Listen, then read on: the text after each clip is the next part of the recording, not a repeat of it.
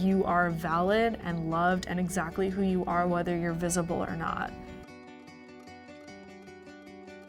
My advice for teens who are thinking about coming out is to do it on your own terms. Don't feel pressure to come out just because you see a lot of people are coming out at younger ages, and that's amazing for them. But if you're not ready to, don't do it. A really popular misconception is that there's just this one giant coming out experience, but the truth is you're gonna constantly be coming out wherever you go. I was really horribly depressed in high school, and after I came out, I didn't magically wake up the next morning feeling 100% confident in who I am and everything I can do in the world, but I felt so much better. While telling your story is incredibly important, maintaining your safety is even more important. If you are in an environment at this present moment that is unsafe for you to come out, it's okay to wait a few years until you are safe.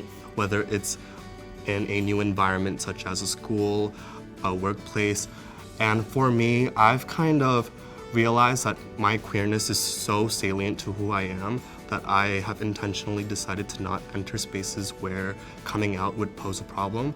The first thing I do is come out because I want to be my most authentic self in whatever space I'm in. The frustration is totally understandable, it's real, it can be really painful and put you into a spiral that can be really damaging and difficult to get out of. But knowing that ultimately being a part of the queer community means more than any other label, I think would have really helped me a lot in high school. And I know a million people every day look at you and say it gets better, and that kind of fake voice, and it's a whole anti-hate campaign. You're like, okay, you're saying it's gonna get better, but is it really gonna get better? And I'm telling you, it got so much better. But once you feel like you are safe, be unapologetic, be unshameful in your identity and who you are. You will only love yourself more for it. And years down the line, when you realize that you have told your story and you do find joy in who you are, you will thank yourself, you will love who you are, and you won't remember the times that you felt as if you were hiding in the closet.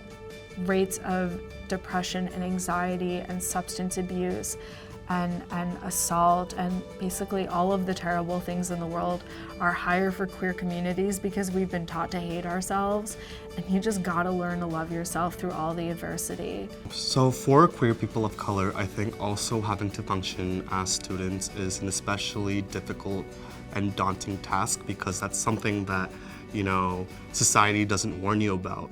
And kind of coping with these difficult situations is something that I've had a lot of trouble with, and for me, my way of confronting my trauma and the world around me has been through activism.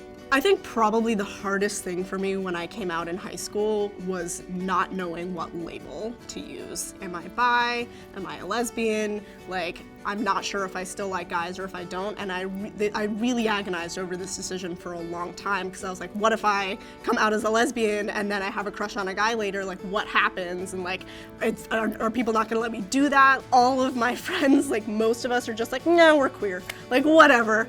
But we all had that experience in high school where we were so desperately wanted a community to identify with, and so much of that was finding a label that fit. The coolest part about coming out was having younger people at my high school come up to me and say, I'm queer too, and I didn't tell anyone until just now, and I didn't know there were other queer people in my immediate vicinity, and I was like, yes, oh my God, let's get together. And knowing that regardless of what your specific identity is within that community, you have an entire new family and group of people who you can talk to and confide in, regardless of if they're bi or pan or whatever.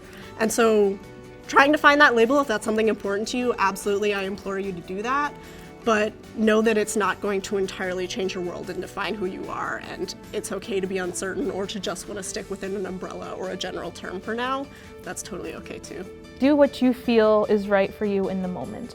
And, we talk about being closeted, but sometimes you're not in the closet because other people are putting you in. Sometimes you need to be there for a little bit longer, and that's okay. It's hard to justify yourself constantly, but you don't have to justify yourself to yourself anymore. Staying safe is not shameful. In fact, it's more courageous to maintain your safety until the time is right.